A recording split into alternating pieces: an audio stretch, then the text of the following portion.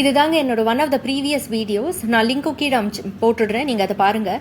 இதில் மெயினாக வந்து நான் என்ன சொல்லியிருப்பேன்னா, எப்படி வந்து 18 to 20, 20 to 22 கேரட் வந்து ஷிஃப்ட் ஆச்சு அப்படின்னு. இப்போ பார்த்தீங்கன்னா திரும்பி 18, 14, 9ன்னு வருது. இதெல்லாம் வந்து ஒரு சிம்டம் தான். திரும்பி அது ரிப்பீட் ஆகுது. ஹிஸ்ட்ரி ரிப்பீட்ஸ்னு சொல்கிற மாதிரி திரும்பி ரிப்பீட் ஆகுது. அந்த வீடியோ வந்து நீங்கள் கிளியராக அப்புறம் போய் நீங்கள் பார்த்துக்கோங்க. இதில் கொஞ்சம் ஒரு ஃபியூ செகண்ட்ஸ் மட்டும் இதில் நான் போட்டு காமிக்கிறேன், அதை வச்சு உங்களுக்கு தெரியும். ஆயிலுக்கும் இதுக்கும் என்ன டிஃபரன்ஸ் நான் சொல்றேன்னு தெரிய வருதா? ஒவ்வொரு வாட்டியும் நீங்க வந்து அதை மாத்திருக்கீங்க. அந்த மாத்தினத்துல உங்ககிட்ட வெல்த் குறைஞ்சிருக்கு. And the wealth started getting accumulated somewhere else. யார்கிட்ட அந்த வெல்த் வந்தது? அந்த பிராண்டிங் பண்ணவங்களுக்கு, அந்த ஜுவல் வித்தவங்களுக்கு, அவங்களுக்கு தான் ஒவ்வொரு வாட்டியும் போச்சு. அந்த பயத்தை, ஒரு ஃபியர் உங்ககிட்ட கிரியேட் பண்ணாங்க, சேயிங் தட் இது பியூர் கிடையாது. உடனே நீங்க அதை போய் ஸோ இதுதான் ப்ரீவியஸ் வீடியோ ஷார்ட்ஸ் வந்து ஒரு கிளிப்பு நான் காமிச்சிருந்தேன். இதில் நான் என்ன சொல்லியிருப்பேன்னா, 18 முன்னாடி வந்து எடுத்துன்னு வந்தாங்க, அதை தான் கொடுத்து நீங்கள் திரும்பி 20லேருந்து 22 இப்போ பார்த்தீங்கன்னா திரும்பி 18 வந்திருக்குன்னு அந்த வீடியோவில் சொல்லியிருப்பேன். சில இடத்துல வந்து 14 இருக்குது. இப்போ என்ன பார்த்தீங்கன்னா 9 கேரட்டே வந்தாச்சு. 9 கேரட்க்கு BIS ஹால்மார்க்கிங் பண்ண ஆரம்பிச்சிருக்காங்க. ஸோ விச் மீன்ஸ் தட் இதை தான் ப்ரொமோட் பண்ணுறாங்க. இதெல்லாம் ஒரு அறிகுறி கோல்டு வந்து இன்க்ரீஸ் ஆக போகிறது அப்படின்னு. கவர்மெண்ட்டும் நிறைய ப்ரொக்யூர் பண்ணி வைக்கிறாங்க. அந்த டீட்டெயில்ஸ் எல்லாமும் பார்ப்போம். இப்போ ஐடியலாக என்ன பண்ணுவாங்கன்னா, 9 கேரட்டை வந்து ப்ரொமோட் பண்ணிவிட்டு என்ன பண்ணுவாங்கன்னா, உங்களோட 1 கிராம் நீங்கள் வந்து ஒரு காது தோடு கொடுத்து நீங்கள் ஒரு செயின் வாங்கிக்கலாம். நீங்கள் வந்து ஒரு செயின், ஒரு பெரிய சிங்கிள் பேங்கில் வச்சு ஒரு பெரிய அடிகை வாங்கிக்கலாம். அந்த மாதிரி ப்ரொமோஷன் நடக்கும் இப்போது. இதுதான் என்னோட ப்ரெடிக்ஷன்னு சொல்ல முடியாது. இதுதான் எப்போவுமே நடந்திருக்கு. ஒரு சின்ன ட்விஸ்ட்டு வச்சு தான் நடக்கும். எப்போவுமே வந்து ஒரே விஷயம் ரிப்பீட் ஆகாது. முன்னாடி நடந்ததோட ஒரு ஸ்டெப்பு மேலே தான் நடக்கும். இப்போ அதுதான் நடக்க போகிறது. தயவு செஞ்சு வந்து ஒரு காது தோடை போட்டு 22 கேரட் காது தோடை போட்டு ஒரு 9 கேரட் வந்து ஒரு சின்ன செயின் வாங்கினேன் அப்படின்னு பண்ணாதீங்க. அதில் உங்களுக்கு தான் வேஸ்டேஜ். ஸோ இது இப்போ நடக்க போகிறதுங்கிறது உங்களுக்கு ஒரு முன்கூட்டியாக சொல்கிறது தான் இந்த ஒரு இந்த ஒரு வீடியோவோட. ஸோ கவர்மெண்ட் வந்து இதுக்கு போன வீடியோ போட்டதே வந்து கவர்மெண்ட் வந்து BIS ஹால்மார்க்கிங் வந்து அப்ரூவ் பண்ணிடுச்சு அப்படிங்கிற பேசிஸில் தான் நான் போட்டிருப்பேன். பட் அதனோட என்கொயரி வந்து இவ்வளோ ஃபாஸ்ட்டாக இருக்கும்னு நான் எதிர்பார்க்கல. பட் அதனோட என்கொயரி ரொம்ப ஃபாஸ்ட்டாகிடுச்சு. 9 கேரட் வந்து அப்ரூவல் கவர்மெண்ட் கொடுத்து ஒரு மாதமோ என்னமோ, July 22, July 21 அந்த மாதிரி தான் அப்ரூவல் கொடுத்துருக்கு.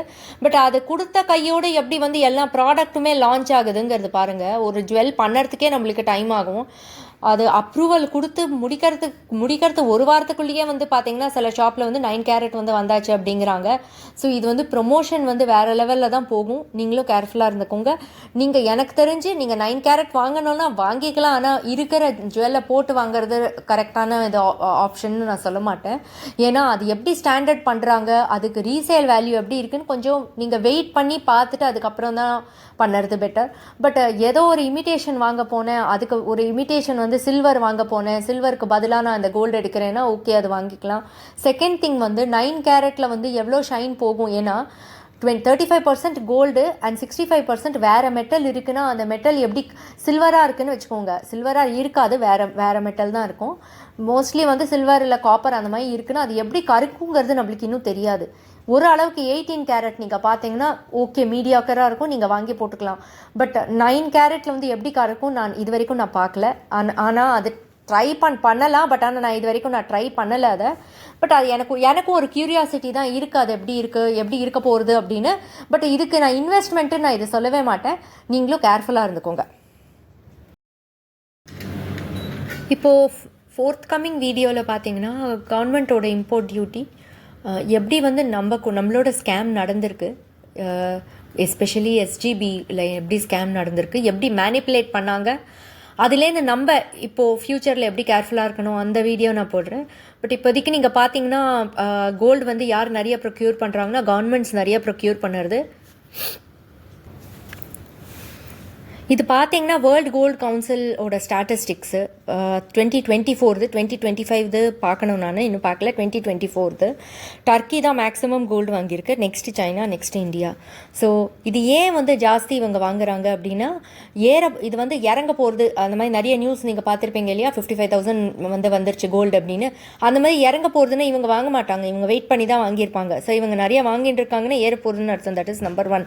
பட் ஆனால் கோல்டு வந்து அண்டர் வேல்யூ பண்ணுறாங்க, அதுவும் ஒரு ஃபேக்ட் தான். கோல்டு வந்து ஏற விட மாட்டாங்க. ஏன்னா முதல்ல வந்து எல்லா ரிசர்வ் பேங்க் வந்து இதை வாங்கி வச்சுப்பாங்க. இந்த டீட்டெயில்ஸ் பார்த்தீங்கன்னா ஒவ்வொரு கண்ட்ரியோட ரிசர்வ் பேங்கோட டீட்டெயில்ஸுங்க.